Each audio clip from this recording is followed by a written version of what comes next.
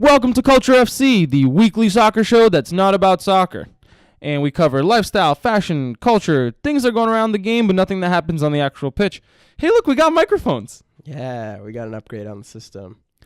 Looking legit. Yeah, pretty serious. We're a little solo today, the two of us. Brendan is dealing with some things, couldn't be here, but we wish him well again and hope we'll see him next week. I'm sure we will.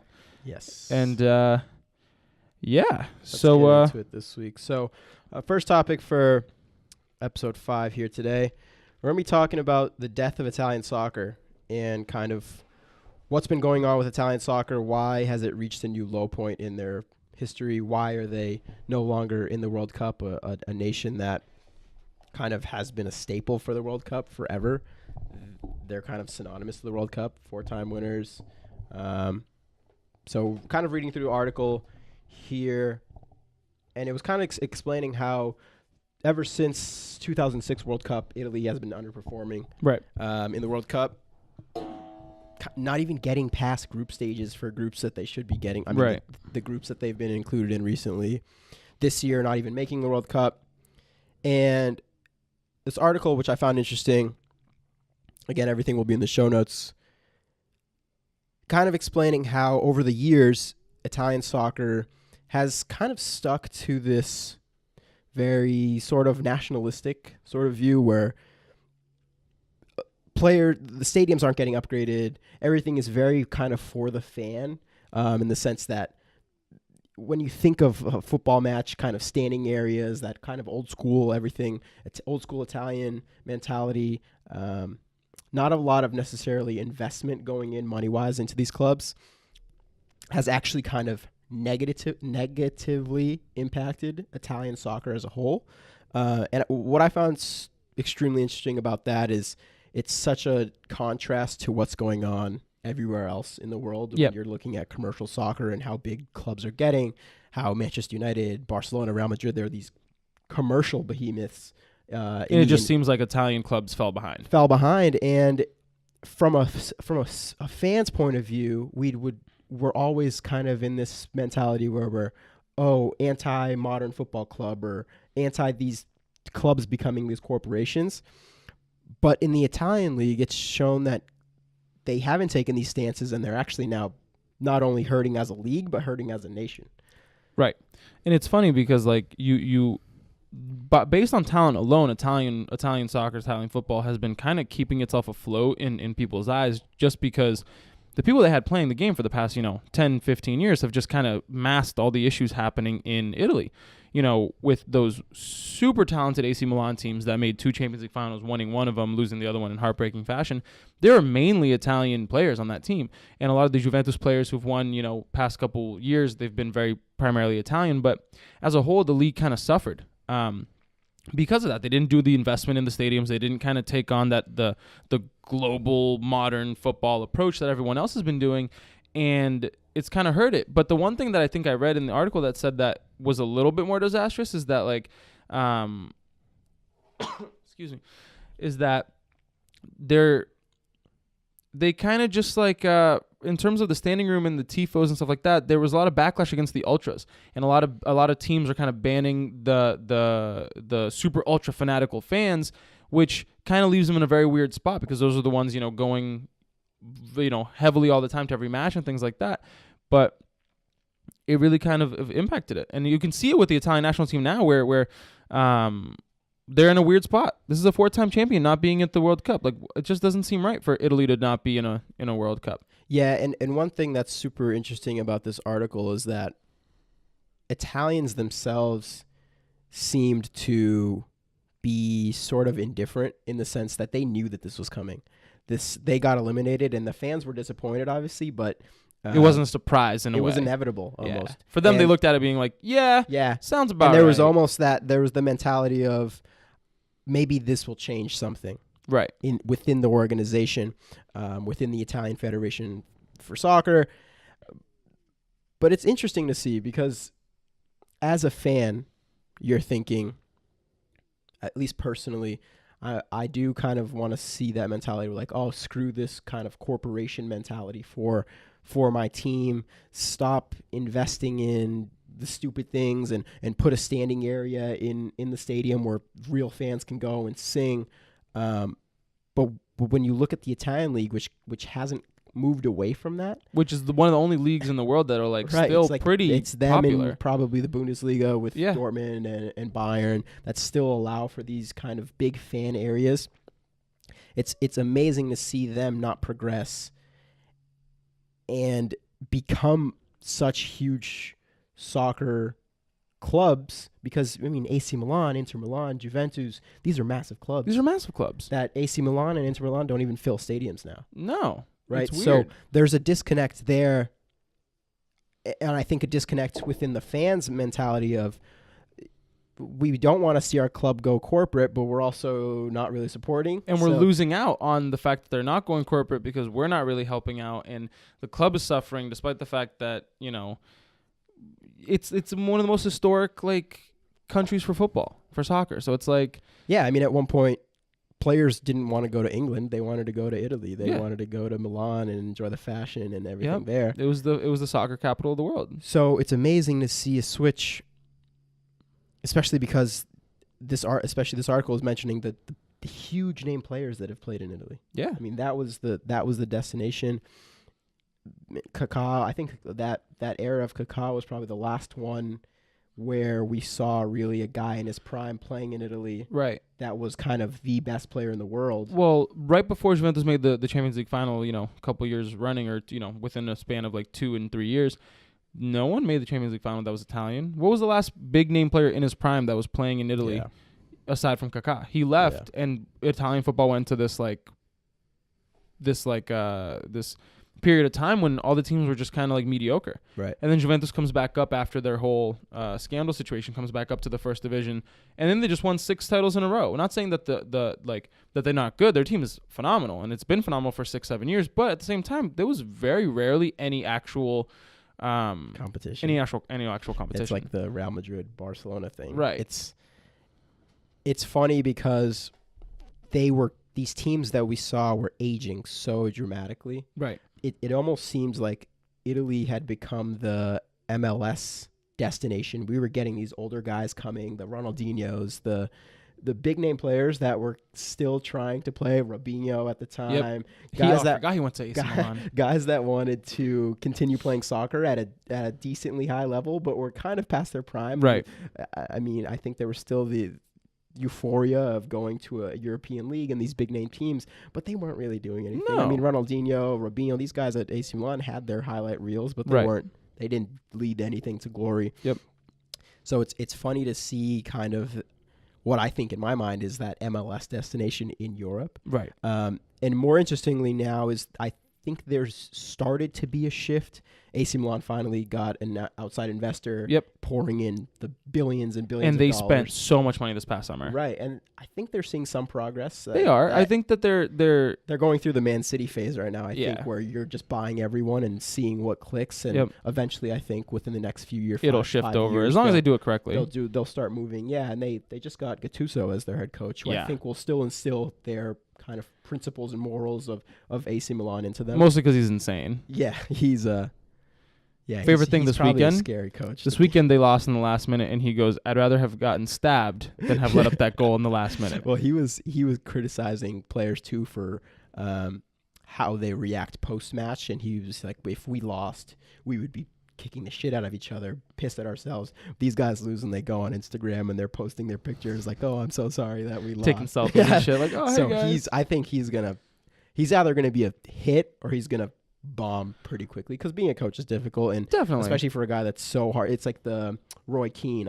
He's so hard-headed that it might actually hurt the performance, but I hope that he does kick ass, because he is... Because how cool of a story would it be if he brings AC Milan back to glory, right? If he's the one who's like, I get to bring back, a classic Italian team that has won so much back to glory. And he's kind of he's this dying breed of players who just super competitive. Which kind of matches into the whole fan situation in terms of modern football. He's one of the last people who are just like, super hard. You wouldn't mess with Gattuso. He would get in your face and kick you. He would do all this stuff, like that old school, like hard-headed, like very, very passionate soccer player, which used to match up with what soccer fans used to be all across Europe. With, one thing that is interesting, shifting a little bit outside of Italian football, is, the demise of soccer stopped being a sport for the fans, probably 20 years ago. Maybe a little bit more. We were doing a little bit of research on this. And after the Hillsborough disaster and there's other things, a lot of clubs started getting rid of standing room. Right.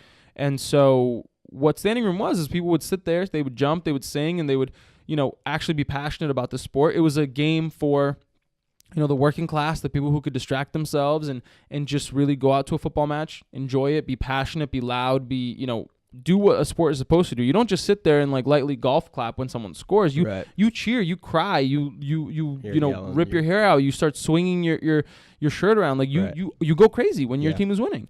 And so that kind of started to die down with the implementation of seated only stadiums and getting rid of a lot of countries completely getting rid of ultras of these super. The hooliganism died. Yeah, hooliganism died completely in England, and it's so. It becomes a double-edged sword, right? The two of us have seen what it does to, Brazilian soccer when these insane people in Brazil are fighting each other in the stands and they have to get the police involved, and it's really not great. You know what I mean? No. Passion can only go to a certain extent, but it's almost that which would you rather have, a game without passion or something that's on too far on the other spectrum where it's too passionate, where people are dying over games? Right. Yeah. It's difficult because I think both of us as United fans, we're seeing Manchester United get into this place where it's become super commercial. Right. Everything seems to be done for the money and not necessarily for the fans. I mean, even when they reveal players, it's exciting, but it's based off of a certain schedule. Right. I mean, we've seen the rumors that they only announce players after the opening market is open, so it boosts their stock. Yep. I don't know if that's true. I've seen things that say it's not true, but it wouldn't surprise me if it were. If they're basing these ideas now, especially with more Americanized owners, on making money and not necessarily doing things for the fans. So a lot of criticism comes the way of having foreign investors, because it's soccer's a very local pride kind of thing, or it used to be anyway. It was if you're from Milan, Milan's your team, AC Milan or Inter is your team, and it's a very pride thing. It's you don't get to choose what is your team. You're born into it, right? That's your team. And so for a long time, that's what it was. It was the people who ran the club were from that city. The people who played in that club were usually from that city or nearby. And then it started to shift. And now you had American owners owning quite a few different, Premier League teams. And there was a huge backlash against when the Glazers, the people who owned the Tampa Bay Buccaneers, bought Manchester United. Yeah. Because then they used the club to help pay their debt off. Right. Well, they still pour money out. Yearly, they pull out millions of dollars to pay things that aren't necessarily related to Manchester United. Right, and quite frankly, if Sir Alex wasn't the coach, Manchester United would have probably been relegated because he was pulling out, he was winning titles with teams that you look at on paper and you go, holy shit. 8 defenders on the field. 8 defenders on the field and they still beat Arsenal. Yeah. You know what I mean? So things like that. And if it wasn't for him, the club would have been in a shit situation. In a completely different situation, especially because the owners don't really seem to show the love for the club. But one question I actually had for you, I think that the German league and the Bundesliga does an amazing job, or is doing an amazing job, because they are growing pretty well. They're starting to kind of show more matches internationally, televised matches. You've been there. You obviously went to the Bayern Munich game. Did you notice anything different there in terms of, I don't know, because they still have standing areas, don't they? I think Borussia does. I don't know if Bayern did. Bayern, I don't remember they don't have a standing section, but I will tell you this. I get goosebumps. I literally just got goosebumps thinking about it. The entire game, it was Bayern Munich versus Ingolstadt, which was a at the time they were pretty low ranked at the time they were probably 16th in the table when I watched the game last year, and the Ingolstadt fans were 2 sections away from me on the upper ring, and I've never seen someone be down 4-1 and sing so much. It was the entire game. Robert Lewandowski had a hat trick, and these guys are just the entire game just jumping, singing. Do you think that type of enthusiasm for the game, enthusiasm for the team is something that is instilled from the club, or is that just a cultural thing? Because German fans, when they travel to any game, amazing support. Russian teams, some of the more Eastern European kind of nitty-gritty countries, they travel really well, but they're not necessarily violent fans. Right. They're ultras in the sense that they're super supportive and super behind their team, but they're not that violent ultra. So we rode the train from like the center of Munich up to where the Allianz is, and it was awesome. Everyone was singing on the train. There was no issues. It was, everybody just singing and things like that.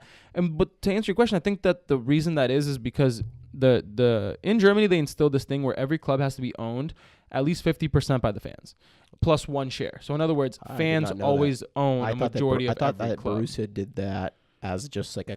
Oh no! It's German clubs are all owned. At least I'm not partially. I don't want to say every single one, but I know that it's a vast majority of them are owned. And I actually think it was instilled by the German FA or whatever the equivalent is, that German clubs have to be owned 50% plus one share by the fans, which means that a lot of teams. I was reading a story that they vetoed a couple teams using like the rent from a stadium as leverage to pay some debt, and they stopped that. The fans were like, you know what, we own 51% of the club. They all got together and was like, no, we're not doing that. You're not going to use our club as just a business tool to leverage some debt or whatever.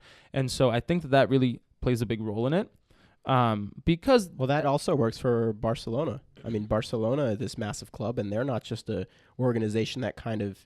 They say they're a Moscow club or more than a club because they involve their fans so much. Yeah, well, they are 100% owned by the people. The fans, right? And Real Madrid as well. They vote on their president. It's not a club manager or director. It's a president. It gets elected and things like that. So do you think that is the solution, or a step closer to the solution of balancing between commercialization of a club and the local support, or just in general, just the heated passion for a club, where if the fans are actually invested in this club, they're going to be there to support them and kind of back their club into success? Or so I actually think that the Germans have it right, per usual, with everything. I mean, it just seems that, so what Spain in a way lacks is, aside from Real Madrid and Barcelona, every other team kind of struggles, because I don't think that they're, there might not be that business acumen that allows, because football clubs are two things. They're for the people, they're a sport, they're a team, but they're also a brand.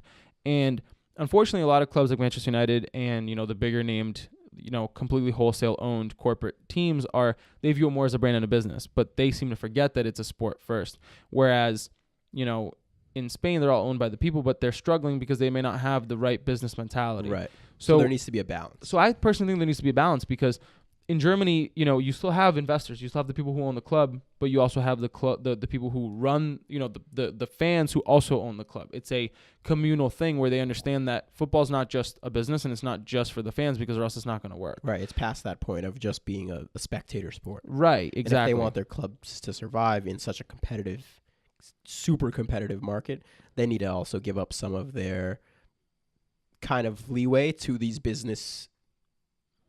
more of these business people who can then grow their club financially and keep them competitive.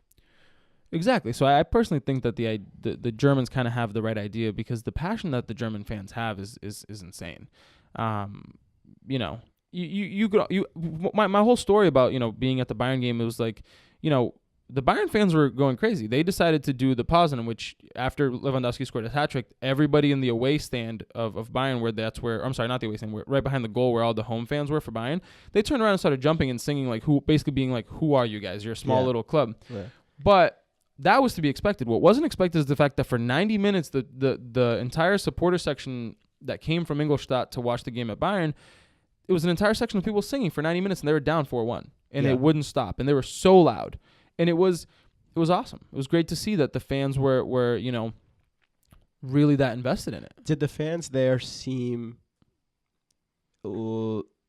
hesitant to accept foreign fans? Did you feel at all kind of looked down upon for not being from there and being at a game? Because I know, especially in England, a lot of clubs that are super global and commercial will get some shit from the fans or from opposing fans, because they're 25% of the fans there are from India or United States or China or wherever it may be. So they're saying, oh, you're a club, you're a Manchester United club, but you're not supported by any people from Manchester. Right. So did you feel like there was any sort of negative look on you for being there and speaking English or Portuguese or whatever it was? So the funny part about that is that everyone seemed really inclusive. And at least in Munich, I don't know if it was because it was also during Oktoberfest, so they kind of expected a higher volume of tourists at the games. But, you know, it just, we had no issues. No one looked at us weirdly.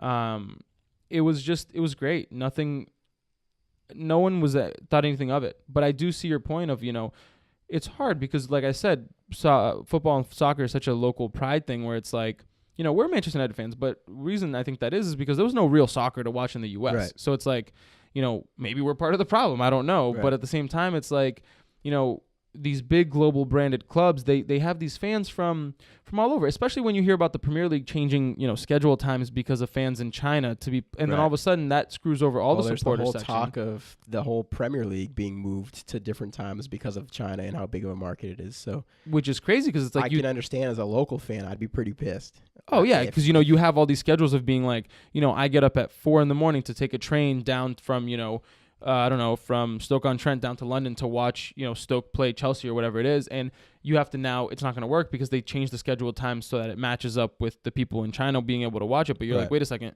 this is a league in England and there are stadiums where people need to be sitting. And I was going to be one of those people, yet you're screwing me out of this because now the games have to be even earlier and I can't make it from, you know, wherever it is in England down to London that quickly or whatever it is. What were ticket prices in Bayern? Did you pay a lot?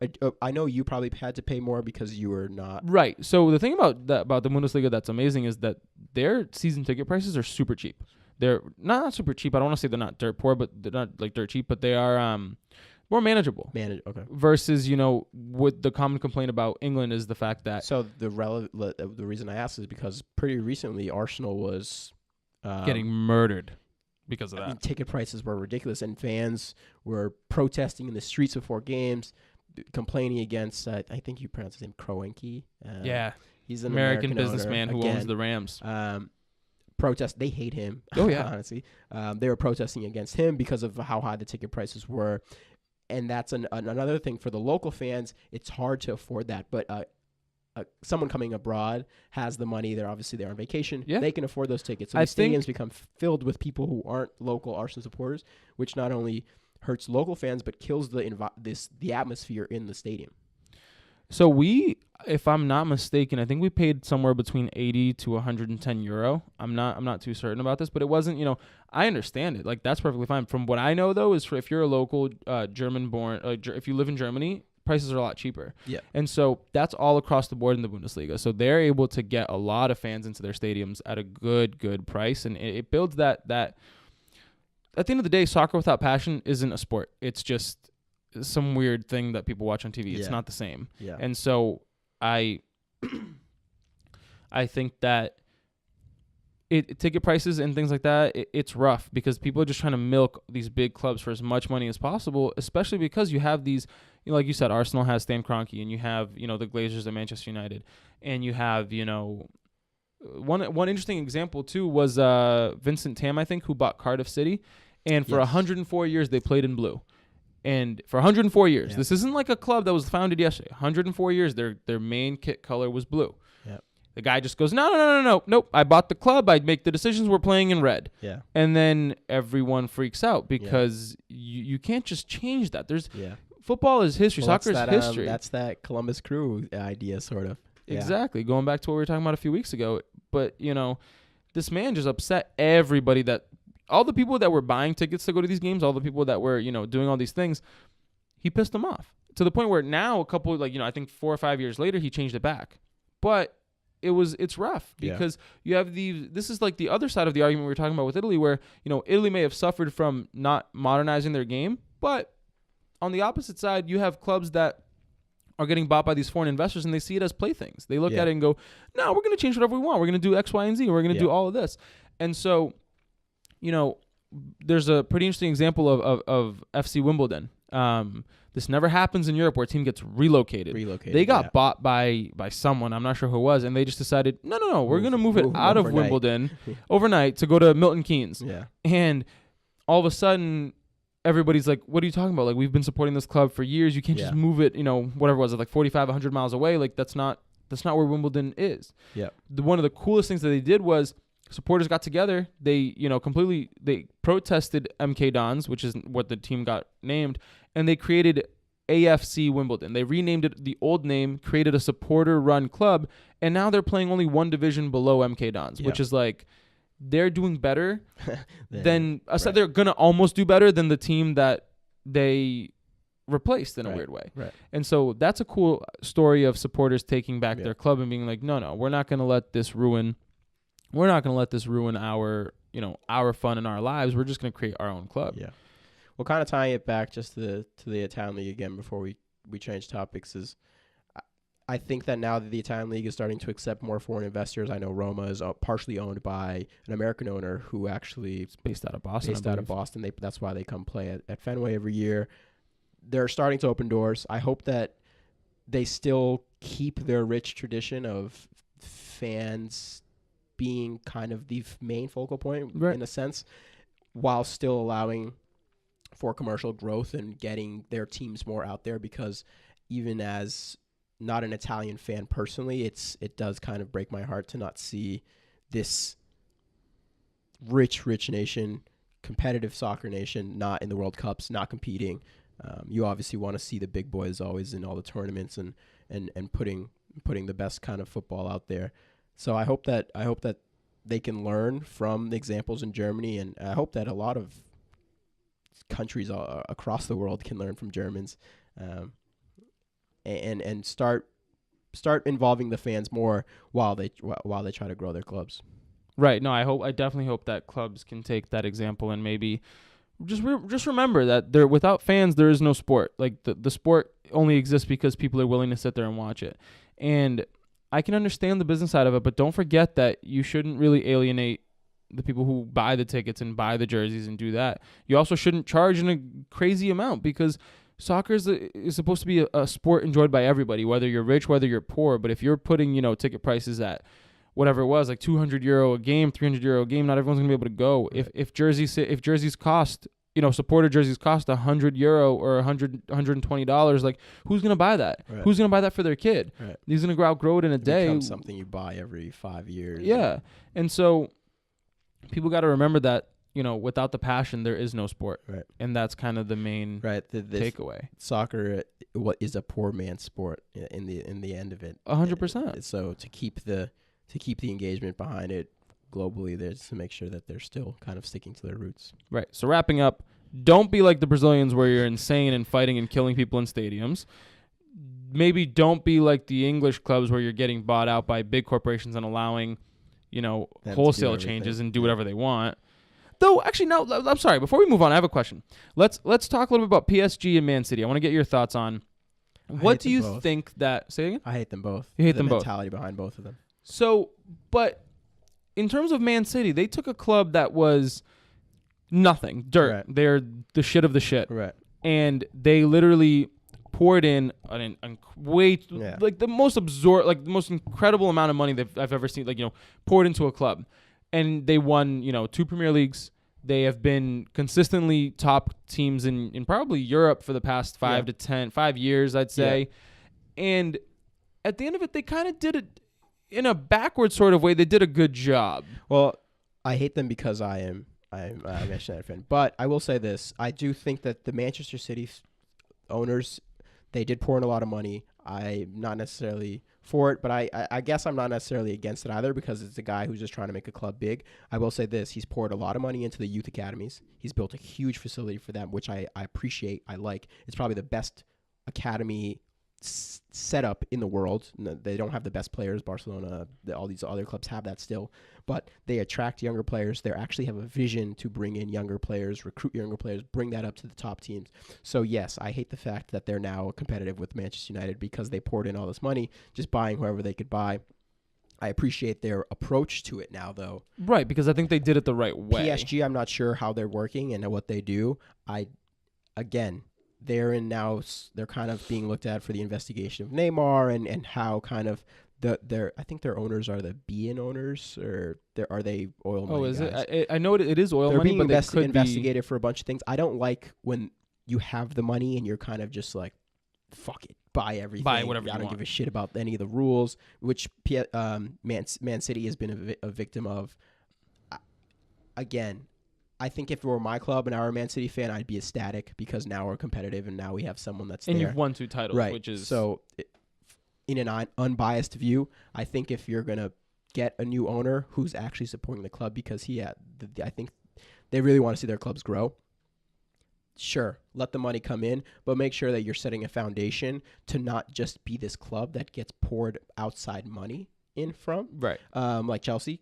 Chelsea actually owes Abramovich millions of dollars because he poured in so much money into them that they can't actually sustain themselves. It's not a self-sustaining model. Right. It just became a borrowed money. I was seeing some article saying how much it was ridiculous how much money Chelsea, the club, owed him to their owner, which is insane because of how much money he put in and spent.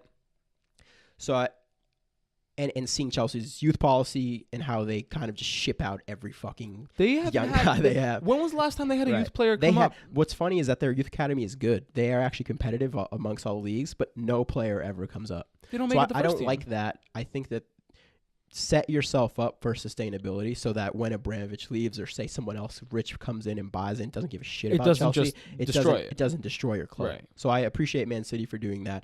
I'm not sure what PSG is doing with this money, if they're trying to set that up. From what I know, I don't think they are.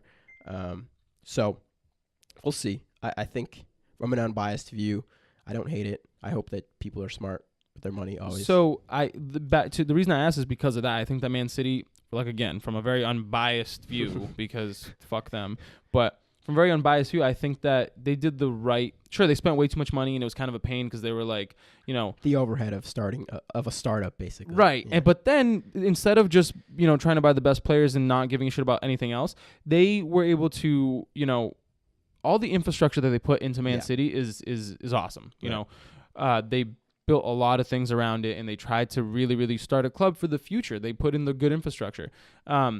Whereas PSG, like I said, I don't know if I've done enough research to know what they've been doing with their youth academy and things like that. But the reason I brought it up is because a lot of people use that as like a big argument of like, not every club can spend like City, not every club can spend like United, not every club can spend like PSG. Right. You know what I mean? Neymar's making over 400 and something thousand euros a week, like a week. Money. In 2 weeks, the man makes €1 million essentially. Yeah. And so, it's hard because how do you compete with that if you're a smaller club? I mean, they just lost their first game in the French league the other day, and it's an anomaly. And it was weird because everyone was like, how did that happen? Right. So I think these FFP rules that are in place. Financial fair play. Yeah. Financial fair play for anyone that doesn't know. Might need some revision because it is ridiculous that a oil money owner can come in, pour in all this money, buy Neymar, and now this team is unbeatable in the league. But what's funny? Someone from PSG, I read this article recently.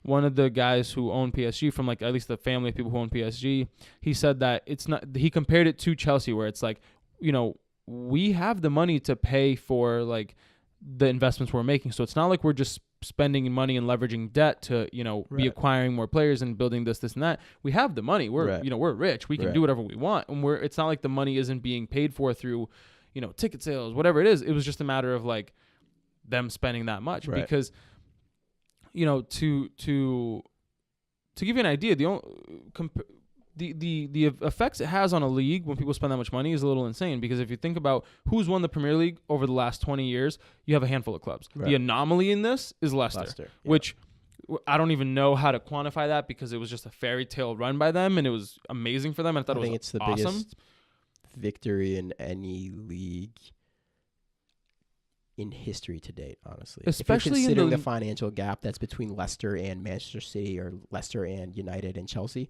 it's unbelievable that they were able to win the Premier League. Right. I don't think I'll ever see that again in my lifetime. I mean, I hope we do, because that's the I think they embodied the spirit of what soccer is. You don't need all that money. You don't need that. You just have to be able to develop great players, bring these players that I was watching an interview with Kasper Schmeichel. And despite the fact that he comes from a good family, his father was a treble winner with Manchester United. He played in the lower divisions. He played in League One. He played in the Championship. So he a lot of the players at Leicester played in the Championship. It's that Jamie Vardy story, who was, I think, he was doing... Worked in a factory. Yeah, a factory worker, that kind of found football randomly and became this superstar player. That's what we like to see as fans. Right. And it shows that it's still possible, and it's not that the money rules it. So I think that Leicester winning was... Yeah, well, they've swayed away from their views, too, while sacking Claudio. Which was... I'm sure they immediately regretted it. So it's amazing what the money... Because there's no way he should have been sacked, honestly. No way. A guy that just won you the Premier... he should have never, ever been sacked for them. He should have been there forever. He should have had a career longer than Sir Alex Ferguson's, because a guy who gets a club who's probably striving just to stay in the Premier League, to win the Premier League in a league where there's Man City, Manchester United, Chelsea, Arsenal, Liverpool, all these clubs that 100% we're going to beat them in every single game if you think about it.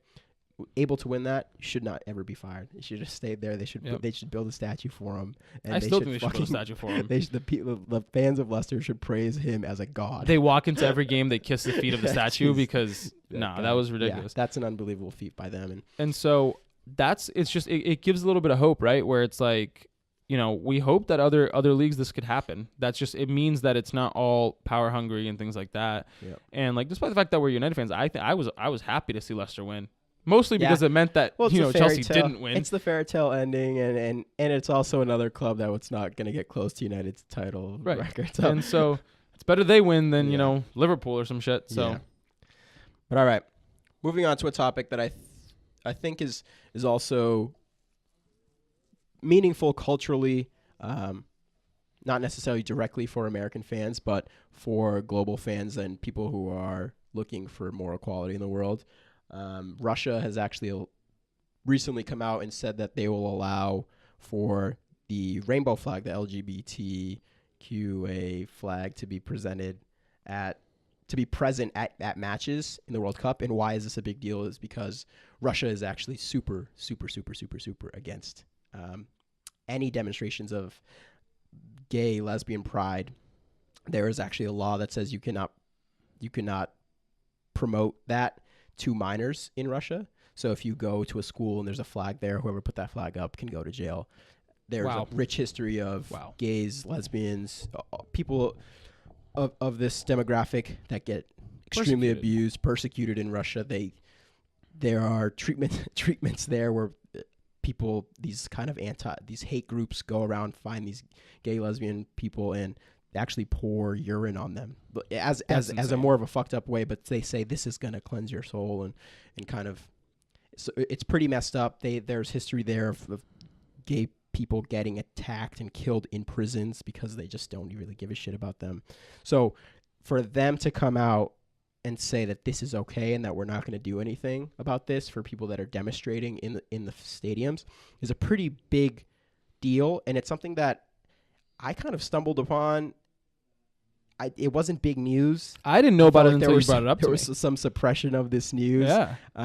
It's almost like, hey, you can do it, but we're not telling you when you can do it because we don't really want it there. So my biggest question and concern to this whole situation is, would you feel comfortable as a person, whether you are gay or lesbian or you just support the movement, would you feel comfortable in Russia doing that? I'm going to open up that question to, if you're anybody in the world that isn't Russian or Eastern European, would you feel comfortable going to Russia for the World Cup?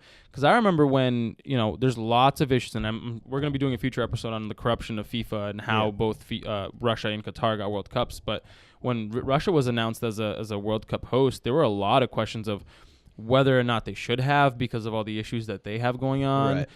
It's a very charged political climate right now with everything going on with, potentially all the things going on between U.S. and Russia relations of, collusion and things like that. But not just for the U.S. I think anybody, Russia just seems to get on everyone's skin. They invaded Ukraine, and there's a lot of different things that it's a very politically charged. And I remember thinking, especially because of the persecution aspect, I personally don't know if I would feel comfortable going to Russia for a World Cup. No.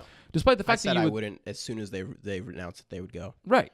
And I think that's something hard. You can't do that. You can't have the World Cup, which is supposed to be the super inclusive world event where everybody's supposed to be able to enjoy it, and you can't be scared to go participate. Right. And so I think that in a weird way, I want to give kudos to Russia for doing this, but in another weird way, it should have never been an issue. Well, my issue is that I don't want to give them kudos because I feel like they're really just doing it to save face. But if a Russian hooligan went and just beat the shit out of someone that was supporting this cause, nothing would really happen to that. No, of course not. You know what I mean? So I think that it's a blanket statement to appease the media. And appease the world, or FIFA probably had some say in, hey, you need to say something for this because we know it's an issue. But I'm not sure anything will actually be done to anyone that... Oh, I doubt it. I mean, Russia is probably one of the few countries left that still has a big hooligan population. Right. I mean, at the Euros, Russians were going to French cities and just fucking everything. I will say those videos, they weren't funny, but they were incredible to watch. That these people, I remember just people throwing chairs at people and like hitting each other in the head with chairs from like little cafes.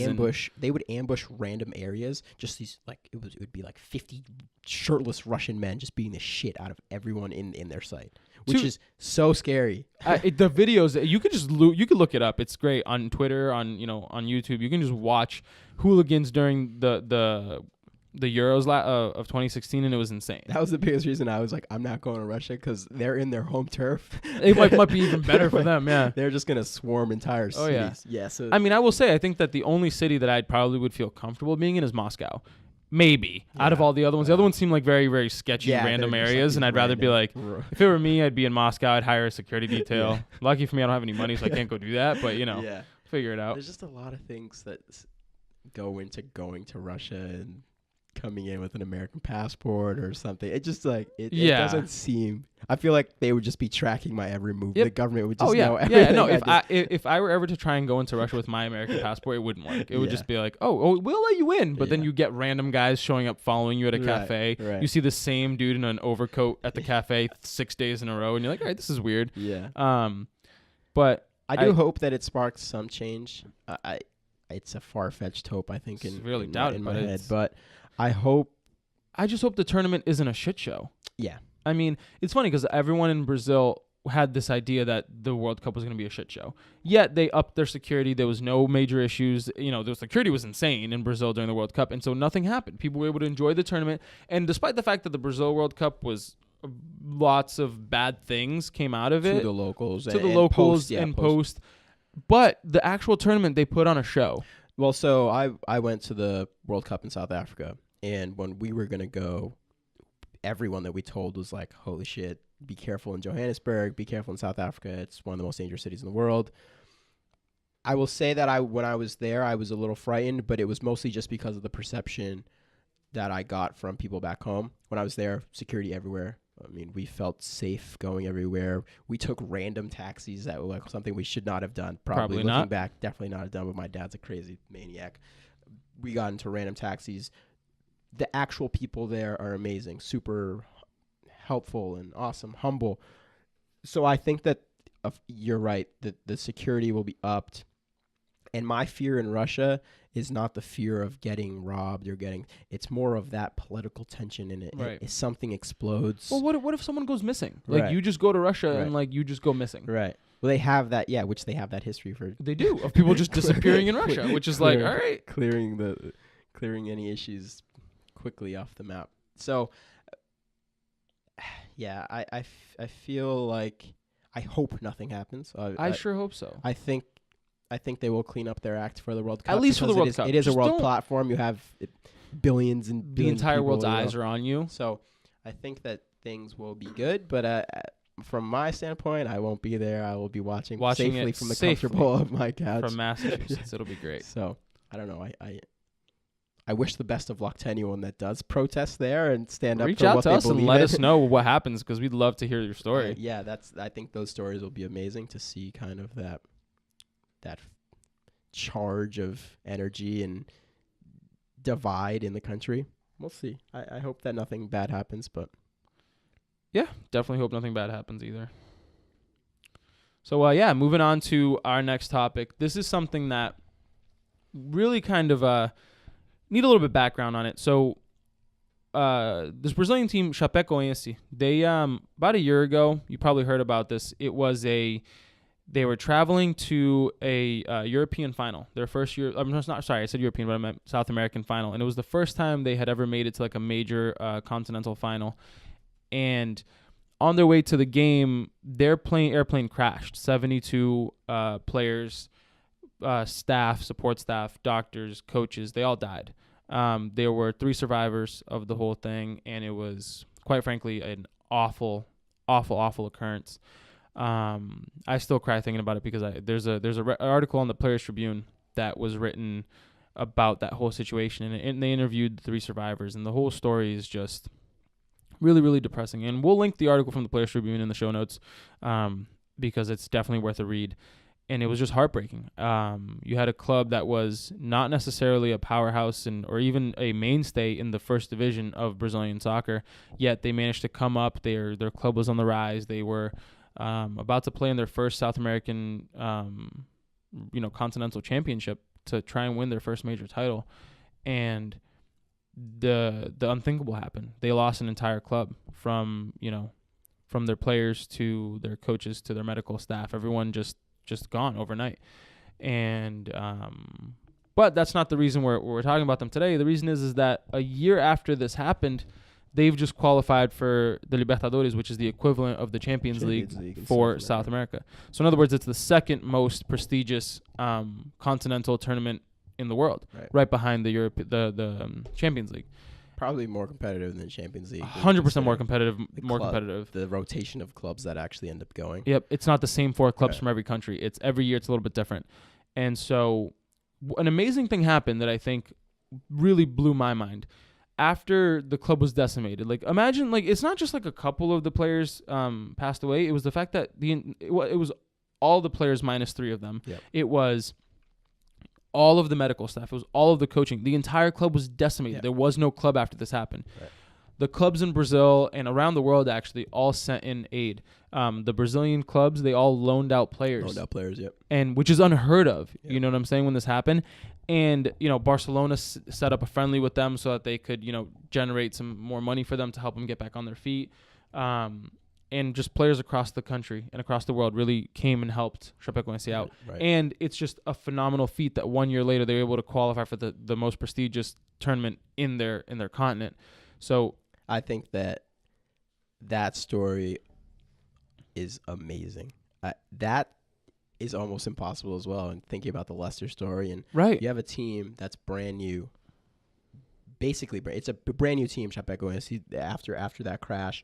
Every single thing had to be rebuilt in terms of a squad, personnel. To accomplish that, to get that spot in a Brazilian league that is ridiculously competitive. Oh, yeah. Ridiculously competitive. And this is a team that had points between like first and 12th was like 2. Relatively close, yeah. You know what I'm saying? So a league that is ridiculously competitive for a team that is makeshift, had to build a team out of nowhere. And had to come together on the fly. With leftover players. It was extremely generous of these clubs to do it. I've never seen that kind of generosity. But leftover players. No one was over there donating their star, right? To see that and to see these fans get that type of joy. After every heartbreak moment that they've managed to have to deal with over the last year. Right. For the surviving players, it must mean so much to be able to see their club get there. And be back on top. To be a part of that, right. After such a... The accounts of the crash from them are horrendous. I would go into it, but I'd probably my voice would start cracking, and it would not be fun. So I definitely highly recommend you guys read the Players Tribune article that we link, because it's one of the great modern it's one of the great tragedies of the sport. It really is. It was absolutely heartbreaking to I remember watching it. I was at my sister's house a little while about a year ago when it just happened, and I'm like, what is this that's going on? And then listening to the story, and they had a big funeral for them at the stadium for all of the players and the personnel, and you had people from all across the country of Brazil to come to the stadium and be there to mourn in this big stadium. And it was on national television, international television, because I saw it here. Yep. But it was insane, and it's just incredible that they were. This wasn't the world's biggest club. This wasn't even Brazil's biggest club. They didn't have that much structure to begin with, but to get back to winning so quickly, to get back to what the sport is all about so quickly, to get back on top so quickly is just, it's heartwarming to see that, and for the fans especially who post that crash kind of swarmed the stadium and were there for the club, the spirit of the players who had passed away.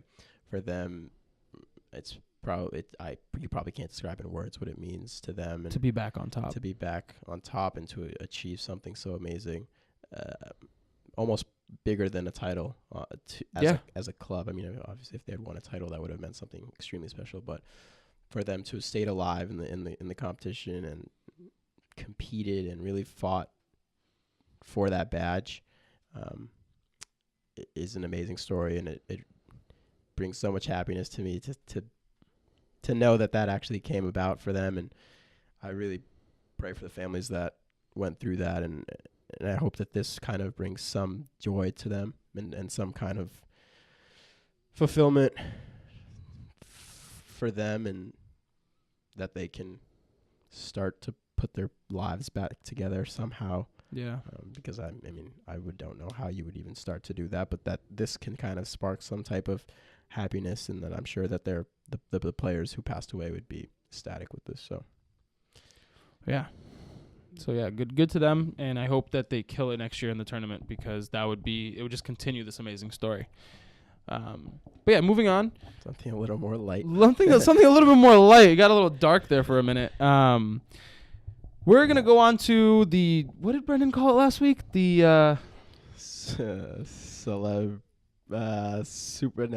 celebrity super fan. This is where we miss Brendan with the creativity. Yeah, we're missing the off the dome creativity with these names. Freestyle titles to the segments. Celebrity fan is what I'm gonna go with today. Celebrity super fan is not so creative, but whatever. We'll live with it. And James Bond. You would not guess what team he supports for, I don't think. James Bond is a celebrity super fan. Yes. Of Liverpool Football Club. Oh, fuck him then. No, I'm just kidding. I wouldn't say fuck him to James Bond. He'd probably kill me with his pinky. So James Bond, a.k.a. Daniel Craig, huge Liverpool fan. There's actually an account of his mother being in a flight with Sir Alex Ferguson, and Sir Alex Ferguson telling his mother, "Oh, Daniel should come out to a Manchester United game. He'll love watching it." And she turns to him and goes, "No, he won't. He's a Liverpool fan."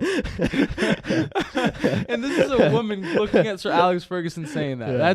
That to me is phenomenal. So he's a diehard Liverpool fan. His mom would kind of stand up to Sir Alex Ferguson. She must know that his fury would be worse if she told him to go to a Manchester United game.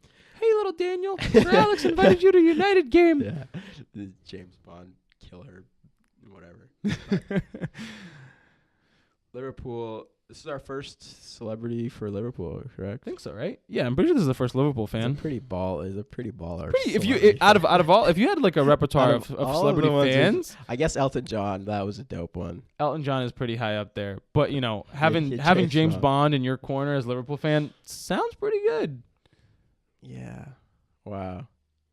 We need to find a United guy. We need to find a celebrity. Definitely need to get badass. Some badass dude. I can't even think of some badass dude I'd want. Probably like. We could lie. We could just make something up and maybe someone will believe us. Yeah. Be like, The Rock is a Manchester United fan. Just don't look up. Just don't look it up. Just don't look anything up that we say, honestly. It's just all non-factual. But yeah, Daniel Craig, this week's celebrity football fan. That's all we got for this week. So yeah, I think that wraps up episode 005 of Culture FC. We should have done his on 007. Damn it. We fucked up. Guys, we messed up. I wish we had done... little preparation goes into these episodes, as you can If we had done Daniel Craig on episode 007, that would have been perfect. That was an oversight on our part, because that would have been amazing. Yeah. God damn it. Shambolic on our... That was bad. Whatever. I guess we're signing off. We're going to sign off now. Questions, contact us at trebleware, treblwear.com. Keep sending us the messages. We're reading them. Comments on our videos, on our, we'd love a couple reviews on iTunes. It means the world to us if you could just tell us what you like. Even if you have to 1-star it, that's fine. Just do something. Give us a review. And just let us know how we can get better. Comment on the videos, subscribe on the different podcast platforms we have running. And yeah. Like, share, subscribe, show love, react on Facebook. Yeah. 3 stars are probably pretty neutral. I'd accept that too. Just whatever you want to do. If you're going to write a negative one, email us first. See if we can fix what we've done and repair our relationship with you. Please. If you're going to write a 4-star up, go for it. Make sure it's colorful and lovely. You applaud us for how great we are. Yeah. All right, guys. We're going to sign off now. Peace.